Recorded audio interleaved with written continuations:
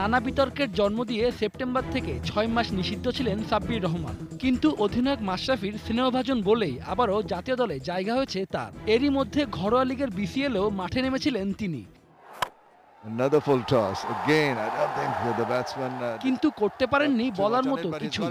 BPL এর ১০ ম্যাচে একটি অর্ধশতক, মোট রান ১৯৯। তারপরেও নড়াইল এক্সপ্রেসের কথা মেনেই দলে নেওয়া হয়েছে ব্যাট বয় সাব্বিরকে। পরবর্তীতে সংবাদ মাধ্যমের কাছে ম্যাচ স্বীকারও করেছেন বিষয়টা। তবে দেশের ক্রিকেট নিয়ে যার সবচেয়ে বেশি জানার কথা, সে বিসিবি সভাপতি জানেন না সাব্বিরের বিষয় নিয়ে। কিন্তু বিশ্বকাপ দলেও যে সাব্বির থাকতে পারেন সে ইঙ্গিতও দিয়েছেন। সাব্বিরের ব্যাপারটা আসলে একটা জিনিস আমি যতটুকু মনে হয় যে জন্য রেখেছে সেটা হচ্ছে যে একটা হতে পারে যে ডেফিনেটলি ক্যাপ্টেন কোচ ওরা হয়তো আগের থেকেও চাচ্ছিল, ওরা একটা চাচ্ছিল যে ওরা ওয়ার্ল্ড কাপের জন্য ওরা বেসিক্যালি ওরা বলছিল যে যদি পারফর্ম করে তাহলে ওয়ার্ল্ড কাপে ওর একটা সুযোগ আছে।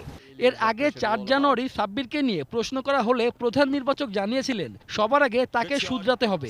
সাব্বির রহমান সাসপেনশন থেকে বেরিয়ে এসছে, তো ওকে খেলার থেকে পারফরমেন্স থেকে ওর নিজের দিকেও একটু নজর দিতে হবে, ওর ডিসিপ্লিনের ক্ষেত্রে এদিকটাও মনিটরিং করতে হবে।